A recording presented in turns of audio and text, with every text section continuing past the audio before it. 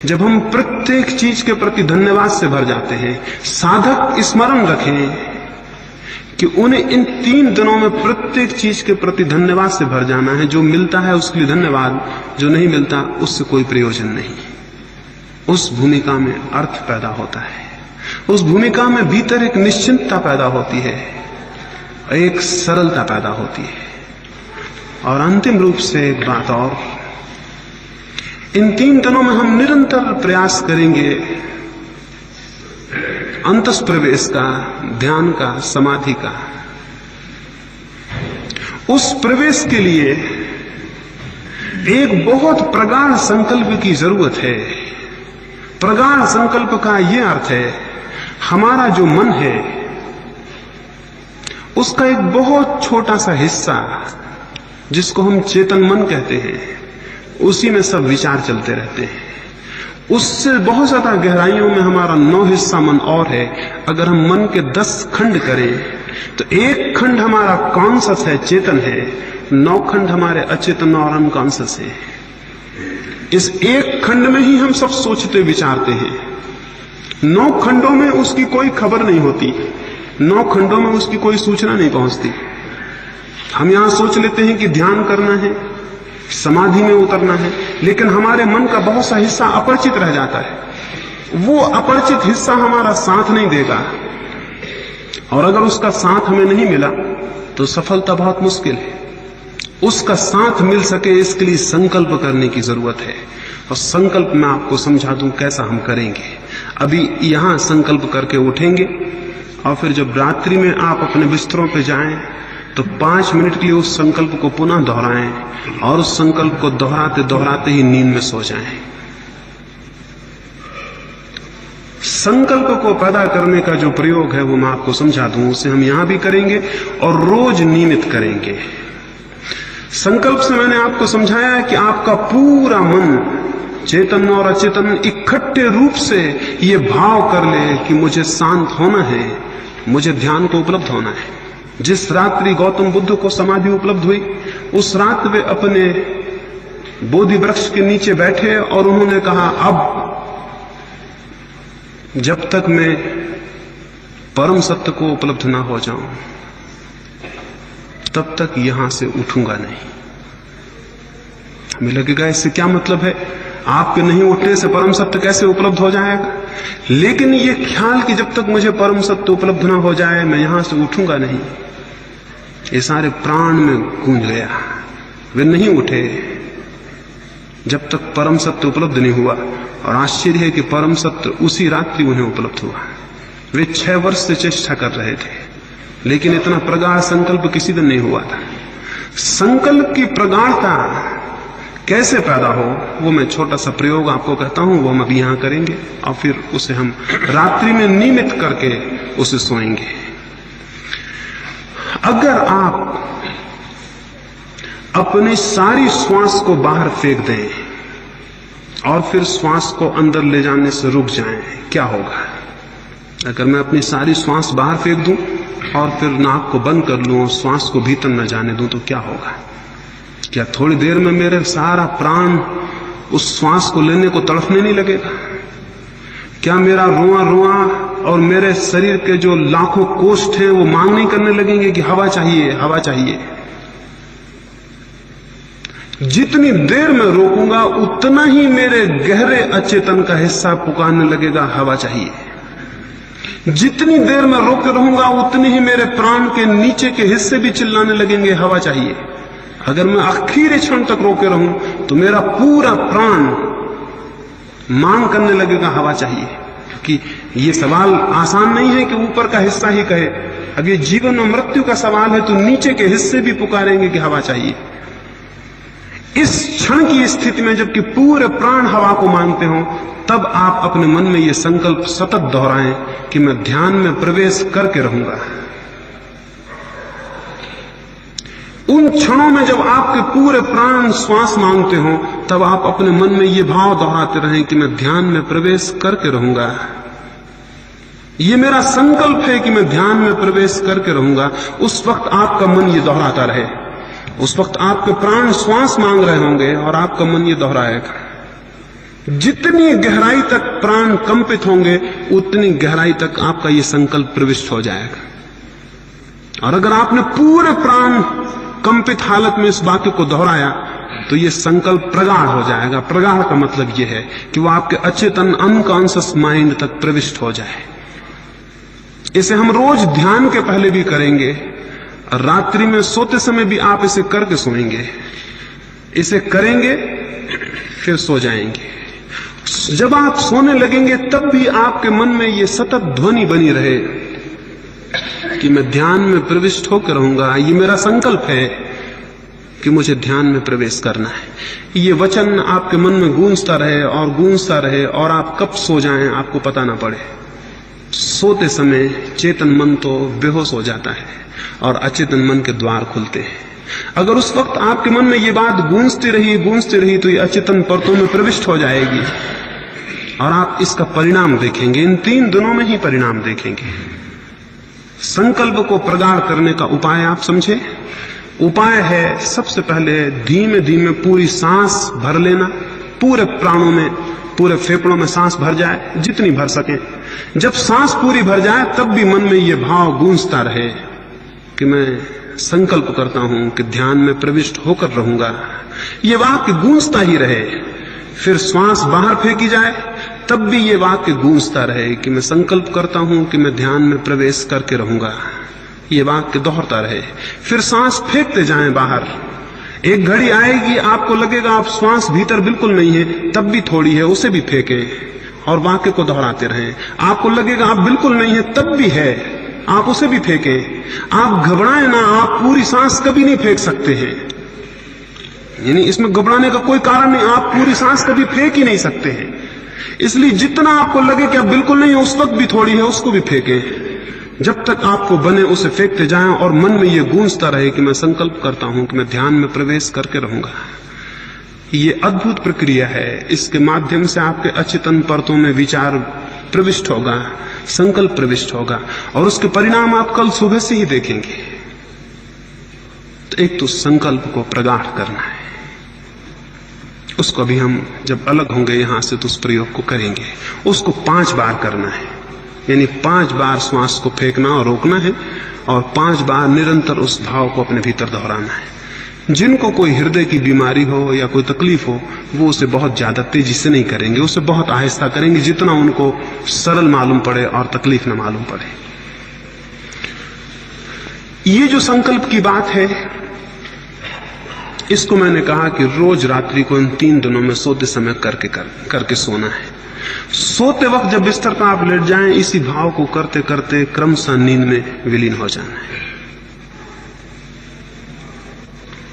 ये संकल्प की स्थिति अगर हमने ठीक से पकड़ी और अपने प्राणों में उस आवाज को पहुंचाया तो परिणाम होना बहुत सरल है और बहुत बहुत आसान है। ये थोड़ी सी बातें आपको आज कहनी थी।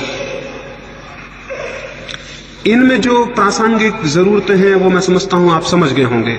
जैसा मैंने कहा कि बातचीत नहीं करनी है, स्वाभाविक है कि आपको अखबार, रेडियो इनका उपयोग नहीं करना है, क्योंकि वो भी बातचीत है। मैंने आपसे कहा मौन में और एकांत में होना है। इसका स्वाभाविक मतलब हुआ कि जहां तक बने साथियों से दूर रहना है। जितनी देर हम यहां मिलेंगे वो अलग, भोजन के लिए जाएंगे वो अलग, वहां भी आप बड़े मौन से, बड़ी शांति से भोजन करें। वहां भी सन्नाटा हो जिससे पता ना चले कि आप वहां हैं। यहां भी आए तो सन्नाटे में और शांति में आए। देखें 3 दिन शांत रहने का प्रयोग क्या परिणाम लाता है। रास्ते पे चलें तो बिल्कुल शांत, उठें बैठें तो बिल्कुल शांत, और अधिकतर एकांत में चले जाएं। सुंदर कोई जगह चुने, वहां चुपचाप बैठ जाएं। अगर कोई सांप है तो वो भी चुपचाप बैठे, बातचीत ना करे, अन्यथा पहाड़ियां व्यर्थ हो जाती हैं, सौंदर्य व्यर्थ हो जाता है। जो सामने है वो दिखाई नहीं पड़ता, आप बातचीत में सब समाप्त कर देते हैं। अकेले में जाएं और इसी भांति ये जो थोड़ी सी बातें मैंने कही आपके लिए, जो जरूरी हो हर एक के लिए, अगर आपके भीतर प्यास नहीं मालूम होती बिल्कुल, तो उस प्यास को कैसे पैदा किया जाए उसके संबंध में कल मुझसे प्रश्न पूछ लें। अगर आपको ऐसा नहीं लगता कि मुझे कोई आशा नहीं मालूम होती, तो आशा कैसे पैदा हो उसके संबंध में कल सुबह मुझसे प्रश्न पूछ लें। अगर आपको लगता है कि मुझे कोई संकल्प करने में कठिनाई है या नहीं बन पाता या नहीं होता, सारी कठिनाइयां मुझसे सुबह पूछ लें। कल सुबह ही 3 दिन के लिए जो भी कठिनाइयां आ सकती हैं वो आप मुझसे पूछ लें, ताकि 3 दिन में कोई भी समय व्यय ना हो। अगर प्रत्येक व्यक्ति की कोई अपनी वैयक्तिक तकलीफ और दुख और पीड़ा है जिससे वो मुक्त होना चाहता है, या जिसकी वजह से वो ध्यान में नहीं जा सकता, या जिसकी वजह से वो ध्यान में प्रवेश करना उसे मुश्किल होता, समझ लें। अगर आपको कोई एक विशेष चिंता है जो आपको प्रवेश नहीं होने देती शांति में, तो आप उसके लिए अलग से पूछ लें। अगर आपको कोई ऐसी पीड़ा है जो आपको नहीं प्रवेश होने देती, उसके लिए आप अलग से पूछ लें। वो सबके लिए नहीं होगी सामूहिक, वो आपकी वैयक्तिक होगी, उसके लिए आप अलग प्रयोग करेंगे। और जो भी तकलीफ हो वो स्पष्ट सुबह रख दें, ताकि हम 3 दिन के लिए व्यवस्थित हो जाएं। ये थोड़ी सी बातें मुझे आपसे कहनी थी, आपकी एक भाव दृष्टि बने, और फिर जो हमें करना है वो हम कल से शुरू करेंगे और कल से समझेंगे। अभी हम थोड़े थोड़े सब फासले पे बैठ जाएंगे, हाल तो बड़ा है, सब फासले पे बैठ जाएंगे ताकि हम संकल्प का प्रयोग करें और फिर हम यहां से विदा हों।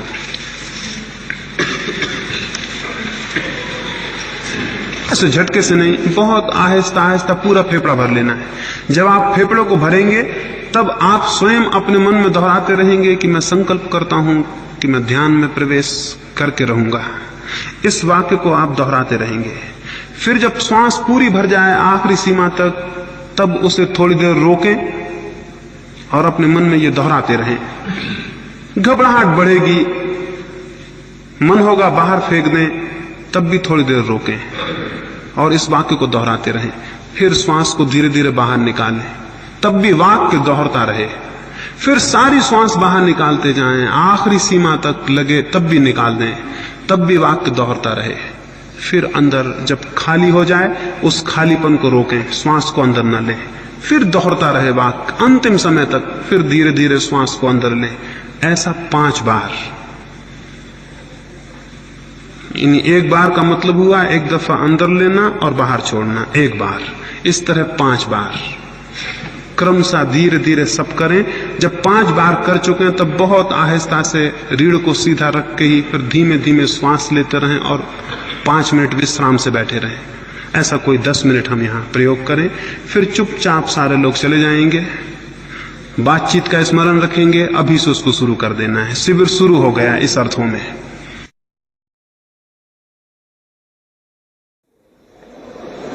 एक बहुत प्राचीन कुलीन परिवार में एक छोटा बेटा शिक्षा के लिए बाहर जाने को है। उसकी उम्र सिर्फ 7 वर्ष है। उसका बाप उससे कहता है कि हमारे घर से आज तक जो भी आदमी पढ़ने गया है वो कभी बिना पूरी शिक्षा किए हुए वापस नहीं लौटा। और हमारे घर की ये रिवाज और ये संस्कार रहा है कि छोटे से बच्चे को भी जब हम घर से विदा करते हैं शिक्षा के लिए गुरुकुल जाने को, तो बच्चा पीछे लौट लौट के नहीं देखता, क्योंकि पीछे लौट लौट के देखने के हम बहुत दुश्मन। हम जब घर से किसी को विदा करते हैं बच्चे को शिक्षा के लिए, जब मेरे बाप ने मुझे विदा किया था तो उसने कहा था आंख में आंसू ना आए, क्योंकि आंख में अगर आंसू आए तो फिर ये घर तेरा नहीं है, फिर लौटना नहीं हो सकेगा। हम रोते आदमियों को घर में प्रवेश नहीं देते। यही मैं तुझसे कहता हूं कि कल सुबह 4 बजे तुझे भेजा जाएगा गुरुकुल। एक नौकर तुझे घोड़े पर बिठा के छोड़ने जाएगा। 1 मील दूर पर मोड़ आता है, वहां तक तुझे घर दिखाई पड़ेगा, लेकिन लौट कर पीछे मत देखना। हम छत पर खड़े हुए देखेंगे कि तूने पीछे लौट के तो नहीं देखा, क्योंकि पीछे लौट के देखने वाले व्यक्ति का कोई भरोसा नहीं। पीछे लौट के देखना ही मत। 7 वर्ष का छोटा बच्चा वो बहुत घबराया। उसकी मां ने उसे रात कहा कि घबराओ मत, यही सदा होता रहा है। और एक बार हमने ऐसा सुना है कि किसी ने पीछे लौट कर देख लिया था, फिर ये घर उसका नहीं रहा। पीछे लौट के मत देख। वो 7 वर्ष का बच्चा रात भर सो नहीं सका कि मां बाप को पीछे लौट के नहीं देखेगा, अपने घर को लौट के नहीं देखेगा, आंख में आंसू नहीं लाने, पीछे लौट के नहीं देखना। 7 वर्ष के बच्चे से ऐसी आशा, हम कहेंगे बड़े कठोर थे वे लोग, बड़े दुष्ट थे। हम होते तो लाड़ प्यार करते, चॉकलेट खिलाते, रोते खुद भी उसको भी रुलाते और बड़ा प्रेम जाहिर करते। प्रेम नहीं है ये उस बच्चे के व्यक्तित्व से संकल्प को नष्ट करना। आज तो सारी दुनिया में यही ख्याल है, सारी दुनिया में यही ख्याल है कि बच्चे के आगे पीछे नाचो कूदो। बच्चे से ज्यादा बचकाना तुम अपनी हालत दिखाओ। ऐसे बच्चे के भीतर कभी भी वो ठोस कोई चीज खड़ी नहीं हो पाती जो खड़ी होनी चाहिए, रीढ़ नहीं बन पाती उसकी आत्मा में। वो बच्चा 7 बजे विदा हुआ, 4 बजे उसकी मां और उसके पिता भी उसको द्वार पर छोड़ने नहीं आए हैं। बड़े कठोर लोग रहे होंगे, बड़े दुष्ट। उस बच्चे को घोड़े पर बिठा दिया गया। 4 बजे की अंधेरी रात, सन्नाटा, सुबह की ठंडी हवाएं। नौकर जो उसके साथ है वो कहता है, बेटे पीछे लौट के मत देखना। पीछे लौटने की मनाही है देखने की। अब तुम छोटे नहीं हो, हम तुमसे बड़ी आशाएं करते हैं, और जो पीछे लौट के देखता है उससे क्या आशा की जा सकती है। तुम्हारे पिता ऊपर खड़े होकर देख रहे हैं, वो कितने आनंदित होंगे कि उनके बेटे ने मोड़ तक भी पीछे लौट के नहीं देखा। उस लड़की की सोचते हैं हालत क्या होती होगी, कितना मन पीछे लौट लौट के नहीं करने को होता होगा। 7 वर्ष का छोटा सा नन्हा बच्चा, लेकिन वो बिना मुड़े बिना देखे मोड़ से गुजर जाता है। उस बच्चे ने बाद में लिखा कि कितनी अद्भुत आनंद की अवस्था मुझे मालूम हुई जब 1 मील गुजर गया और मैंने पीछे लौट कर नहीं देखा। वो स्कूल पहुंचा है, सुबह सुबह अपने गुरुकुल पहुंचा है। उस गुरुकुल का जो भिक्षु है जो उसे दीक्षा देगा, वो उसको दरवाजे पर मिलता है और कहता है कि प्रवेश के नियम है, हर कोई प्रविष्ट नहीं हो जाता। दरवाजे पर आंख बंद करके बैठ जाओ, और जब तक मैं दोबारा ना आऊं और खुद ना पूछूं तब तक आंख भी मत खोलना और उठना भी मत। और अगर तुमने बीच में आंख खोल दी और तुम भीतर आ गए या तुमने आसपास देख लिया तो तुम्हें वापस घोड़े पर लौटा दिया जाएगा। तुम्हारा नौकर बाहर प्रतीक्षा कर रहा है। और ध्यान रहे, तुम जिस घर से आते हो उस घर का कोई बच्चा कभी वापस लौट के नहीं गया है, और ये प्रवेश परीक्षा है। 7 वर्ष के छोटे से बच्चे को द्वार पर बिठा दिया। कोई पूछता नहीं उससे कि तुम्हारी मां दुखी होती होगी, आओ बेटे तुम्हारा इंतजाम करें। कोई पूछता नहीं, उसका सामान रखा है, उसका घोड़ा बाहर बंधा है, उसका नौकर प्रतीक्षा कर रहा है।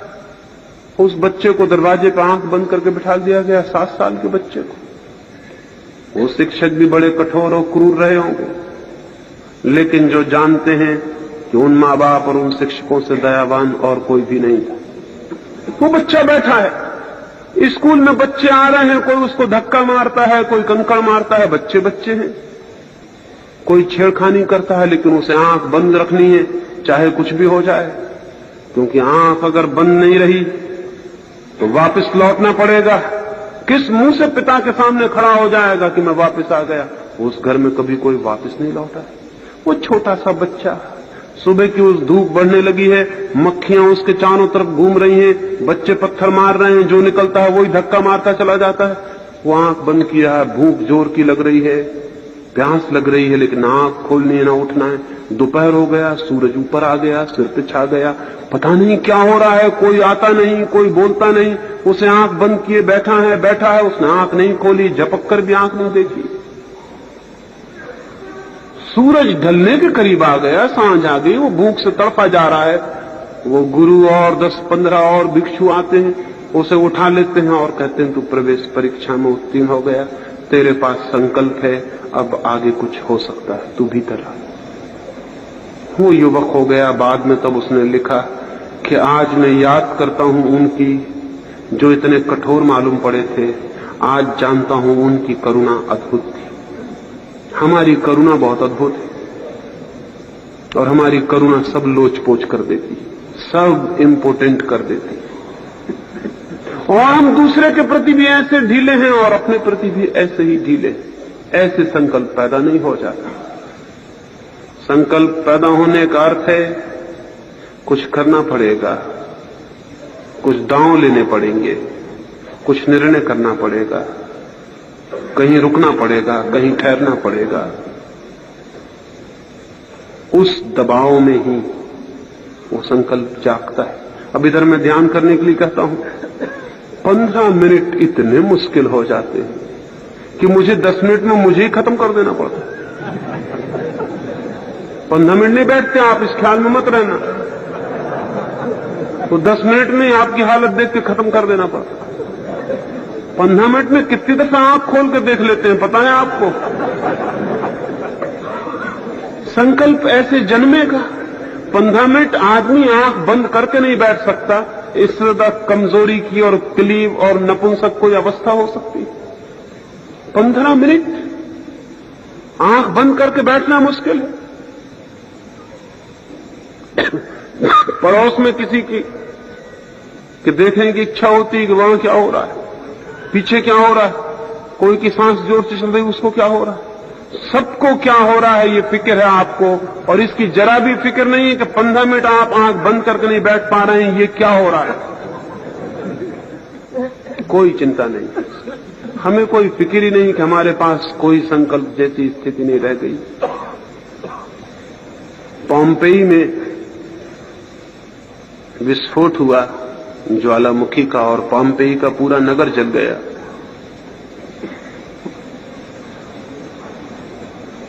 एक सिपाही जो चौरस्ते पर खड़ा था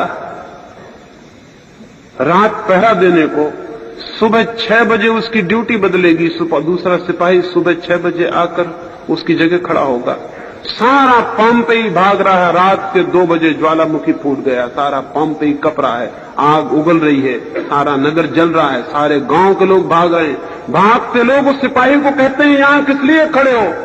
वो कहता है कि सुबह 6 बजे ड्यूटी बदलने का वक्त, उसके पहले कैसे हट सकता हूं?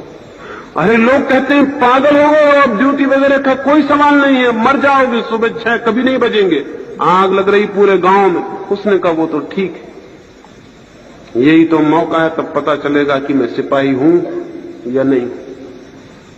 6 बजे के पहले कैसे हट सकता हूं? 6 बजे तक जिंदा रहा तो ड्यूटी संभाल दूंगा, 6 बजे तक जिंदा नहीं रहा तो भगवान जाने, फिर मेरा कोई कसूर नहीं। कहते हैं वो सिपाही उसी जगह खड़ा हुआ जल गया। पोम्पेई का पूरा नगर भाग गया। उन भागे लोगों की स्मृति में कोई मूर्ति नहीं, उस सिपाही की मूर्ति बनानी पड़ी उस जगह। उस नगर में एक ही आदमी था जिसको आदमी कहें, जिसके भीतर कुछ बल था, जिसके भीतर कोई मन था जो खड़ा रह सकता है। लेकिन हम कहां पोम्पेई? कोई पड़ोस में सिगरेट जला ले और आंखें खुल जाएंगी, कोई पड़ोस में जरा सा खांस दे और आंखें खुल जाएंगी। कैसा ये व्यक्तित्व है? इस व्यक्तित्व को लेकर किस मंदिर में प्रवेश की इच्छा है? नहीं, किसी मंदिर में कहीं प्रवेश नहीं हो सकेगा। हो सकता है, कोई रुकावट नहीं है सिवाय हमारे थोड़ा संकल्प, थोड़ा बल, थोड़ी हिम्मत, थोड़ी इस बात की कोशिश कि मैं जो कर रहा हूं कुछ करूं तो। रोज मेरे पास लोग आते हैं, वो कहते हैं एक दिन ध्यान किया, अभी तो कुछ नहीं हुआ। बड़े मजे की बातें कहते हैं, बड़े अद्भुत, बड़े गजब के लोग हैं। एक दिन ध्यान किया, बड़ी कृपा की भगवान पर, लिख गई होगी उसकी किताब में कि बड़ा ऋण हो गया आपका। अभी कुछ नहीं हुआ, अभी दर्शन नहीं हुआ, अभी भगवान नहीं मिले, क्योंकि आप 15 मिनट आंख बंद किए बैठे रहे, 15 दफे आंख खोल कर देखा और कुछ भी नहीं हुआ। हमारे व्यक्तित्व में जिसको कहें पुकार, जिसको कहें आवाज, वो है ही नहीं, और नहीं है तो धर्म के रास्ते पर कोई गति नहीं हो सकती। इसलिए कहना चाहता हूं, संकल्प है पहला बुनियादी सूत्र, और दूसरी बात है संकल्प क्या है ये समझ लेना जरूरी नहीं है। संकल्प क्या है इसके छोटे प्रयोग करने जरूरी है। प्रयोग करेंगे तो ही वो विकसित होगा, अन्यथा वो कभी विकसित नहीं होगा। और कल की प्रतीक्षा करेंगे तो वो कभी विकसित नहीं होगा। उसे आज से और अभी से शुरू कर देना पड़ेगा तो उसमें विकास होंगे। तो दूसरा सूत्र है, संकल्प हो या ना हो, संकल्प की दिशा में प्रयोग शुरू कर दे, वो बढ़ेगा, धीरे धीरे बढ़ेगा। आज हाथ पर फड़फड़ाइए थोड़े, कल और गति होगी, परसों और गति होगी। वो वक्त करीब आता चला जाएगा जब आपको लगेगा कि हाथ पैर का तड़फड़ाना बदल गया, उसने तैरने की शक्ल ले ली। तैरना क्या है? वही हाथ पैर का तड़फड़ाना है, थोड़ा कुशलता से, थोड़ी व्यवस्था से। वो पहले दिन भी आदमी को पानी में पटक दो, वो भी हाथ पैर फेंकता है, सिर्फ अव्यवस्थित होता है हाथ पैर फेंकना। वही रोज रोज फेंकने से व्यवस्थित हो जाता है। आज बैठेंगे अव्यवस्थित होगा संकल्प, कल बैठेंगे आगे बढ़ेगा, परसों बैठेंगे आगे बढ़ेगा। फिर इतनी जल्दी क्या है, फिर इतनी फिक्र क्या है कि वो आज हो जाए। जीवन की क्षुद्र चीजों के लिए हम वर्षों प्रतीक्षा करते हैं। पहली बात संकल्प, दूसरी बात संकल्प समझने से नहीं, कुछ करने से, डूइंग से उपलब्ध होगा। और तीसरी बात, संकल्प के विकास में प्रतीक्षा सबसे बड़ी बात है। वहां आपने चाहा और नहीं हो जाए, गहरी प्रतीक्षा और धैर्य।